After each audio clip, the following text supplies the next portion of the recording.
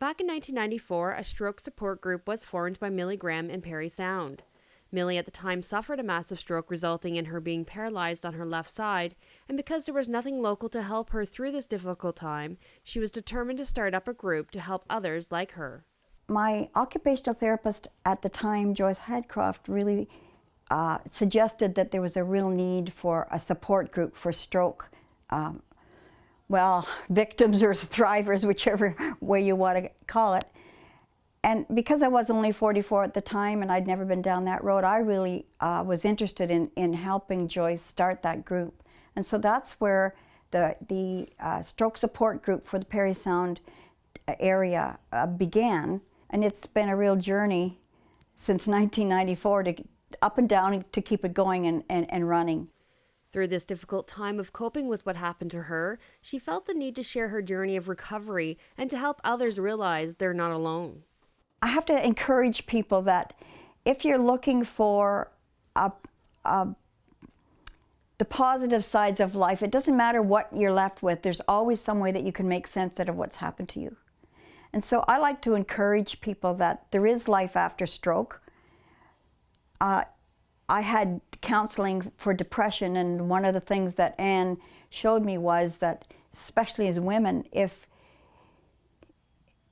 you put all your identity in what you do in life with your hands, and then you lose the use of a hand or part of a body, then you've lost half your identity.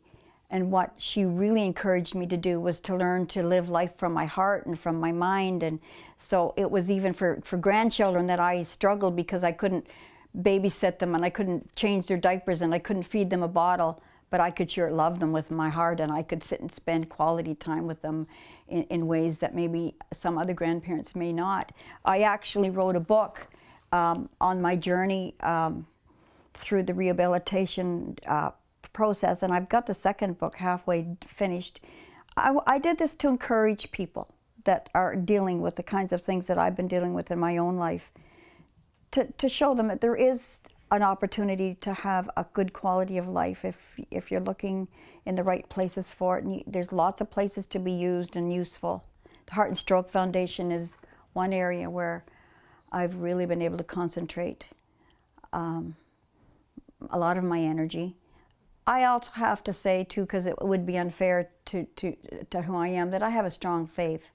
And my faith is what's carried me through a lot of my journey, and without that, I don't know if I'd be where I am today. Over the years, there has been a number of groups in the area that have helped provide the groups with their needs, but it hasn't been easy in keeping it running full time. But MILLIE is now happy to say that it is now back up in full swing and is offered to not just those with stroke.